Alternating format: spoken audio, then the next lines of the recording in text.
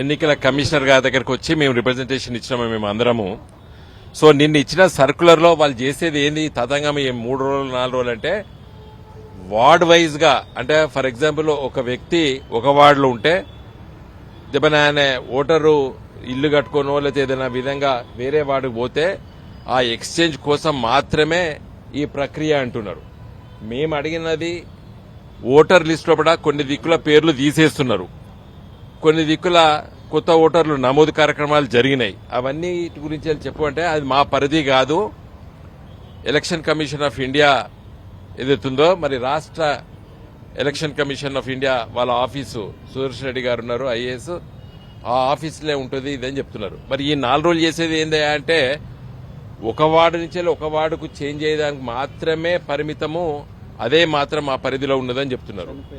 చనిపోయిన వాళ్ళ లిస్టు తయారు చేసి ఇస్తారు, లేకపోతే ఊర్లో ఉండకపోతే అలాంటి లిస్ట్ ఇస్తే పెద్ద కన్ఫ్యూజన్ క్రియేట్ చేసి రేపు అక్కడ ఉన్న అధికారులకి మరి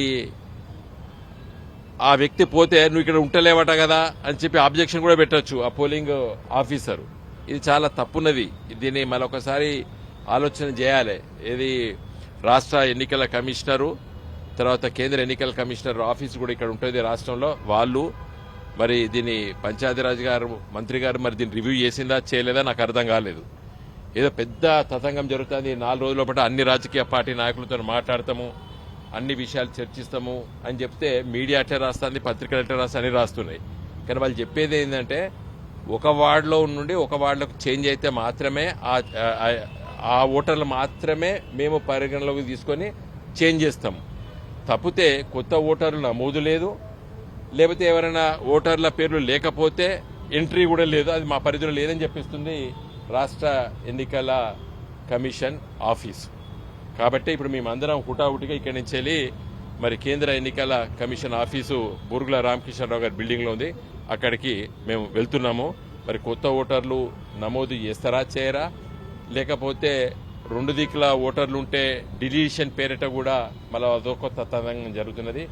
ఖమ్మం జిల్లాలో పట ఒక స్పష్టమైనది, మా పార్టీ కార్యకర్తలు 37 మంది వాళ్ళు కూలీ నాలి చేసి బతుకుతారు. ఖమ్మంలో పోయి కూలీ చేసుకుంటారు, వచ్చి ఈడ పడుకుంటారు, లేదా ఖమ్మంలో పట ఉంటారు. వాళ్ళ 37 మంది ఓటర్లు పేర్లు తీసేసిండ్రు. అవి ఇంక్లూడ్ చేయాలంటే పిటిషన్ ఇస్తే తీసేసిండ్రు. తర్వాత జిల్లా కలెక్టరు తీసేసిండ్రు. ఏది పోయిన ఫిబ్రవరి నుంచి జరుగుతున్నది ఆ తతంగం. మరి ఇప్పుడు మేము ఇంక్లూడ్ చేపిస్తామని చెప్పి ఇంతమంది మేము ముఖ్యమైన నాయకులం వస్తే మా చేతిలో లేదా మా పరిధిలో లేదని చెప్పేసి రాష్ట్ర ఎన్నికల కమిషన్ ఆఫీస్ చెప్పింది.